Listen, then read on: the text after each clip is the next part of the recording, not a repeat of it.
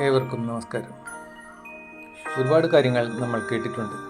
പക്ഷേ ചില കാര്യങ്ങളെങ്കിലും നേരിൽ കണ്ട് ബോധ്യപ്പെട്ടാൽ നമുക്ക് അതിനുവേണ്ടി പ്രവർത്തിക്കാൻ കൂടുതൽ ഊർജം ലഭിക്കും. ആരെങ്കിലും പറഞ്ഞു കേൾക്കുന്നതിലല്ല, നേരിട്ട് കണ്ട് ബോധ്യപ്പെടുന്നതിലാണ് പലപ്പോഴും കാര്യം. ഞങ്ങൾ തനിച്ചായിരുന്നില്ല ഈ യാത്രയിൽ. കോടശ്ശേരി പഞ്ചായത്തിൽ നിന്നുള്ള ചില സുഹൃത്തുക്കൾ ഞങ്ങളോടൊപ്പം ഉണ്ടായിരുന്നു. അവർക്കും അറിയണമായിരുന്നു കേട്ടതെല്ലാം സത്യമാണോ എന്ന്. അങ്ങനെ ചാലക്കുടിയിൽ നിന്ന് ശ്രീ സണ്ണി സാറിൻ്റെ നേതൃത്വത്തിൽ ഞങ്ങൾ 2020 സ്വന്തം കിഴക്കമ്പലം കാണാൻ യാത്രയായി.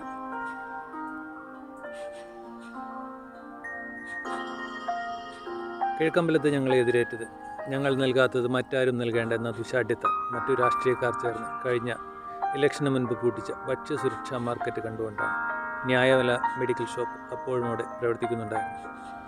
തുടർന്ന് അന്താരാഷ്ട്ര നിലവാരത്തിൽ കിഴക്കമ്പലത്ത് പ്രവർത്തിക്കുന്ന കിറ്റെക്സിൻ്റെ വസ്ത്ര നിർമ്മാണ ശാലയിലേക്ക് ഞങ്ങളെത്തി.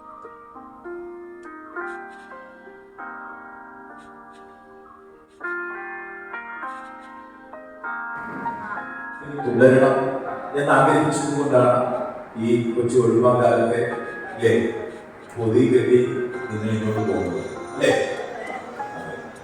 ഒരു മാറ്റം ആവശ്യമുണ്ടോ? അവിടെ ശ്രീ സന്തോഷ് സാർ ഞങ്ങളെ സ്വാഗതം ചെയ്ത് സംസാരിച്ചു. എന്തുകൊണ്ടാണ് മാറ്റം ആവശ്യമുള്ളതെന്ന് നമുക്ക് തോന്നിയത്? നിലവിലുള്ള സംവിധാനങ്ങളൊന്നും തന്നെ എന്താണ് നമുക്ക് ഗുണം പിടിക്കുന്നതായിട്ട് തോന്നുന്നില്ല. 1000 പഞ്ചായത്ത് കേരളത്തിലുണ്ടെങ്കിൽ 1000 പഞ്ചായത്തിലും സെയിം പദ്ധതികളാണ്. പക്ഷേ ആ ഒരു കാഴ്ചപ്പാടിലുള്ള വ്യത്യാസമാണ്. 2020 അത് കുറച്ച് നമ്മളെങ്ങനെ ഇംപ്ലിമെന്റ് ചെയ്യണം, കറപ്ഷൻ ഇല്ലാണ്ട് ജനങ്ങൾക്ക് മാക്സിമം ബെനിഫിറ്റ് എങ്ങനെ കൊടുക്കാം എന്നുള്ള രീതിയിലാണ് നമ്മൾ ഇംപ്ലിമെന്റ്. റോഡുകൾ BMBC നിലവാരമുള്ള റോഡുകളാണ്. 20-25 വർഷം ഗ്യാരണ്ടിയിലാണ്. അവിടെ പൈസ കുറേ നാളെ തിരിക്കേണ്ട. ഒരു പ്രാവശ്യം ഇൻവെസ്റ്റ് ചെയ്ത് കഴിഞ്ഞാൽ ബാക്കി ഒരു 20 വർഷം ആ പദ്ധതി വേണ്ടി ചെലവാക്കേണ്ട കാര്യങ്ങൾ വേറെ പല കാര്യങ്ങളും നമുക്ക് ചെലവാക്കണം. അപ്പൊ നിലവില് നമുക്ക് ഏകദേശം 20-30 കോടി രൂപ നീക്കിയിരിക്കുന്ന പഞ്ചായത്ത്. അതിനുശേഷം കിഴക്കമ്പലം പഞ്ചായത്ത് പ്രസിഡന്റ് ഞങ്ങളോട് കാര്യങ്ങൾ വിശദീകരിച്ചു. എവിടെയാണോ അവിടെയാണ് നമ്മൾ ചെയ്യുന്നത്. അതിൻ്റെ ഒരു ഭാഗമായി വേണ്ടത് നമ്മൾ 18 മെമ്പർമാരുണ്ട്. തീർച്ചയായിട്ടും അതൊരു കാര്യം തന്നെയാണ്. അപ്പോൾ നമുക്ക് നമ്മുടെ പഞ്ചായത്തുകളിൽ നമുക്ക് നല്ല രീതിയിൽ കൊണ്ടുവരാൻ സാധിക്കണം. നമുക്ക് ഇന്നൊരു ദിവസം അത് കണ്ടതുകൊണ്ടോ ഒരു ദിവസം നമ്മൾ ഭവന സന്ദർശനം നടത്തിയതുകൊണ്ടോ ഒന്നും നമുക്ക് നമ്മുടെ പാർട്ടിയെ കൊണ്ടുവരാൻ സാധിക്കില്ല. പക്ഷെ നിങ്ങൾ ഓരോരുത്തരും ഭർത്താവായിട്ട് അറിഞ്ഞുവാണെങ്കിൽ തീർച്ചയായിട്ടും നമുക്കൊരു മാറ്റം കൊണ്ടുവരാൻ സാധിക്കും. നമ്മളിപ്പോൾ 10 വർഷം ആവുന്നുള്ളൂ എങ്കിൽ പോലും ഒട്ടനവധി പ്രയത്നങ്ങൾ പ്രശ്നങ്ങൾ നമ്മൾ നേരിട്ടിട്ട് നമ്മൾ പഞ്ചായത്ത് തലത്തിലേക്ക് വന്നിട്ടുണ്ട്. ആ ഒരു ഭരണം കിട്ടണമെന്നുണ്ടെങ്കിൽ തീർച്ചയായിട്ടും നമ്മൾ വർക്ക് ചെയ്യണം. തുടർന്ന് ഞങ്ങൾ എത്തിച്ചേർന്നത് കേരളത്തിൽ തന്നെ ആദ്യത്തെ സംരംഭമായ ഗോഡ്സോൺ വില്ല എന്ന പദ്ധതി പ്രദേശം കാണാനാണ്. സാധാരണ നമ്മുടെ പഞ്ചായത്തിലെല്ലാം ലക്ഷം വീട് കോളനി എന്ന് പറയുന്ന ഒരു പദ്ധതി ഇവിടെ ഗോഡ്സോൺ വില്ല എന്ന പേരിൽ ഇത്രയും മനോഹരവും വൃത്തിയും ക്വാളിറ്റിയും നിറഞ്ഞ രൂപത്തിലാണ് അവതരിക്കുന്നത്.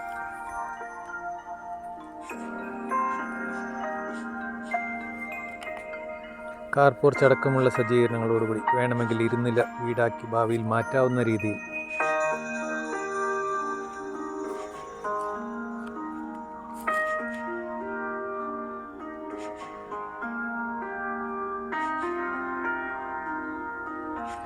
തറയിൽ വിരിക്കുന്ന ഏറ്റവും നല്ല ടൈൽസ് മുതൽ ഓരോ നിർമ്മാണ സാമഗ്രികളിലും ആ ക്വാളിറ്റി പ്രകടമായിരുന്നു.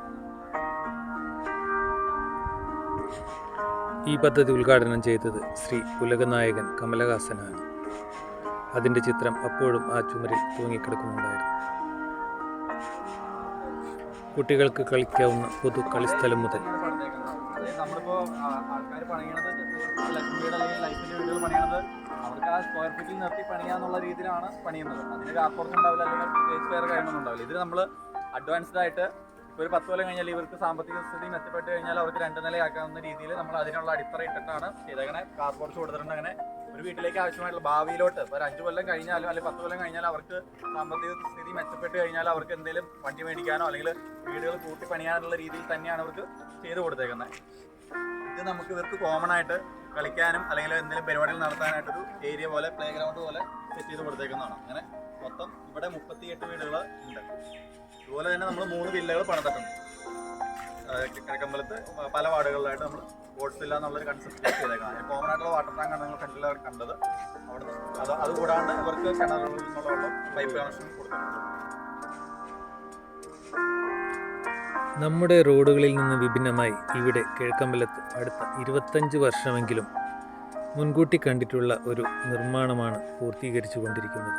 അതുകൊണ്ട് തന്നെ ഇവിടെ കുണ്ടും കുഴിയും നിറഞ്ഞ റോഡുകൾ താരതമ്യേന കുറവായിരുന്നു.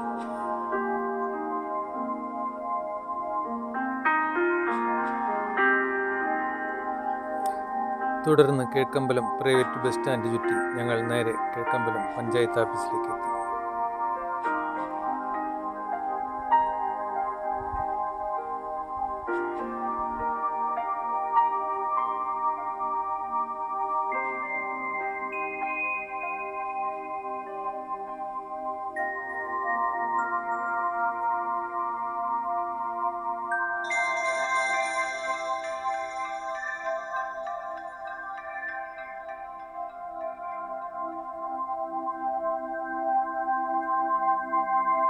കിഴക്കമ്പലം പഞ്ചായത്തിലെ ഓരോ വാർഡുകളിലും ഇത്തരത്തിൽ പരമാവധി ജലസംഭരണികൾ സംരക്ഷിച്ച് നിലനിർത്തിപ്പോരുന്നു.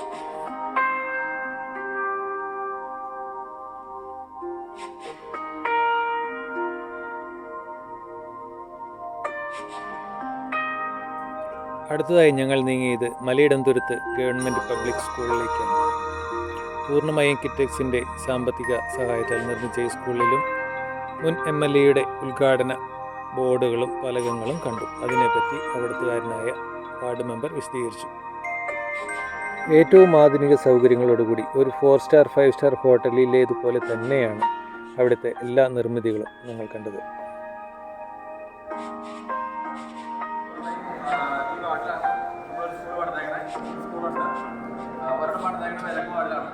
നമ്മൾ പഞ്ചായത്തിൽ പോയി പണി നടക്കാം. ഒരു സ്കൂളിന് 4,60,00,000 രൂപയാണ് മുടക്കത്തിൽ വരുന്നത്. ഇതിൽ 65 ലക്ഷം രൂപ ഫണ്ട് അനുവദിച്ചേക്കുന്നത് MLA എന്ന് പറഞ്ഞ് അനുവദിച്ചിട്ടുണ്ട്. പേപ്പറിൽ മാത്രമേ ബാക്കിയുള്ള കാര്യങ്ങൾ കൊച്ചിലേക്ക് പറഞ്ഞു. അതായത് നമ്മുടെ മലയിടത്ത് ഗവൺമെൻറ് LP സ്കൂളാണ്. അത് തന്നെ ഞാൻ പഠിച്ച സ്കൂളാണ്. ഇതിലല്ല കേട്ടോ, ഞാൻ പഠിക്കുന്ന സമയത്ത് നമുക്കറിയാലോ സർക്കാർ സ്കൂളിൻ്റെ അവസ്ഥ. ഇരിക്കാൻ പറ്റില്ല, എഴുതി വെച്ച് വയ്ക്കാൻ ടേബിളില്ല എന്നല്ലാത്തൊരവസ്ഥയിലുള്ള ജീവിതം അന്നത്തെ പഠിത്തം എങ്ങനെയാണ്. അപ്പോൾ നമ്മൾ 2020 ഭരണം 2015 വന്നതിന് ശേഷം നമ്മൾ ആദ്യത്തെ ഒരു പദ്ധതി സാറിൻ്റെ ഏറ്റവും വലിയൊരു പദ്ധതിയാണ് നമ്മൾ സാധാരണക്കാരായ കുട്ടികൾക്ക് നമുക്ക് വിദ്യാഭ്യാസം കിട്ടുക എന്നുള്ളൊരു പദ്ധതി കൊണ്ട് ആണ് ഫസ്റ്റിൽ നമ്മുടെ സ്കൂള് പഴയ കെട്ടിടം പൊളിച്ചു കളഞ്ഞുകൊണ്ട് പുതിയ ബിൽഡിംഗ് പണിയാണ്. അതായത് ഏകദേശം 4,65 ലക്ഷം രൂപ മുടക്കി. ആദ്യം നമുക്ക് ഇതിൻ്റെ സ്റ്റേറ്റൊക്കെ എടുത്തപ്പോൾ അന്ന് സജീന്ദ്രനായിരുന്നു MLA നമുക്കൊരു ഫണ്ട് തരാമെന്ന് പറഞ്ഞു. 97 ലക്ഷം രൂപ തരാമെന്ന് പറഞ്ഞു. ഫണ്ട് തരാമെന്ന് പറഞ്ഞു. അതിനനുസരിച്ചാണ് തുടങ്ങിയത് തന്നെ. പക്ഷേ അങ്ങനെ തുടങ്ങിയിട്ട് അതിനുശേഷം ഇലക്ഷൻ രണ്ടാമത് മാറി വന്നു. MLA മാറി. ആ MLA വന്നു കഴിഞ്ഞപ്പോൾ നമുക്ക് ഭാര്യയായി. അപ്പോൾ അതിൻ്റെ അടിസ്ഥാനത്തിൽ ഇതുവരെയായിട്ടും 1 രൂപ പോലും അത് രണ്ടാമത് വാല്യുവേഷൻ എടുത്ത് കഴിഞ്ഞപ്പോൾ നമുക്ക് വരുന്നത് 52 ലക്ഷം രൂപയാണ് അതിനുള്ള കെട്ടുള്ളൂ എന്നാണ് പറഞ്ഞത്. 52 ലക്ഷം രൂപയാണ് അവരുടെ കെട്ടുള്ളൂ. അവർക്ക് തൊഴിൽ വഴിയാണ് 25-30 ലക്ഷം രൂപ ഫലം. നമുക്ക് വരുന്നപ്പോൾ ഇത്രയും വലിയ കെട്ടം വന്നപ്പോൾ 52 ലക്ഷം രൂപ കെട്ടുള്ളൂ എന്ന് പറഞ്ഞിട്ട് അത് ഓക്കെ ആയിക്കോട്ടെ. പക്ഷേ 1 രൂപ പോലും നാളേക്ക് വരെ നമുക്ക് നമ്മുടെ MLA ഫണ്ട് തന്നിട്ടില്ല. കംപ്ലീറ്റ് പൈസ നമ്മൾ സാറ് തന്നെ സാറ് തന്നെ മുടക്കിക്കൊണ്ട് പണിതേക്കുന്ന കെട്ടാണിത്. നമ്മൾ അതിൻ്റെതായ രീതിയിൽ നമ്മൾ ക്ലാസ് റൂമുകളെല്ലാം കയറി കണ്ടാൽ അറിയാം. അത് തന്നെ നമ്മൾ ക്ലോസറ്റുകളെല്ലാം നമുക്ക് കണ്ടറിയാം. ബാത്റൂമുകളെല്ലാം കണ്ടറിയാം. നമുക്കെല്ലാം അതിൻ്റെതായ രീതിയിൽ തന്നെയാണ് ഇവിടെ പണിത്.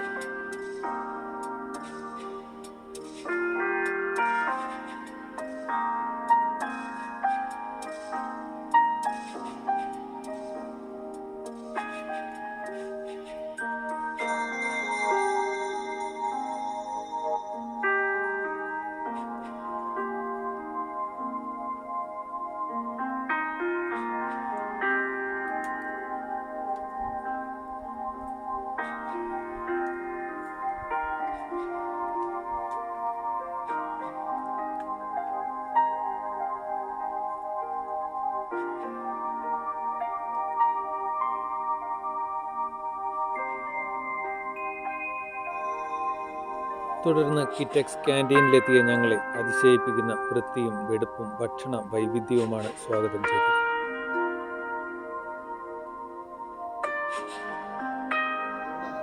തുടർന്ന് അപ്രതീക്ഷിതമായി 2020 ഊർജ്ജവും ആവേശവുമായി ശ്രീ സാബു ജേക്കബുമായി സംസാരിക്കുവാനും ഞങ്ങൾക്ക് സാധിച്ചു.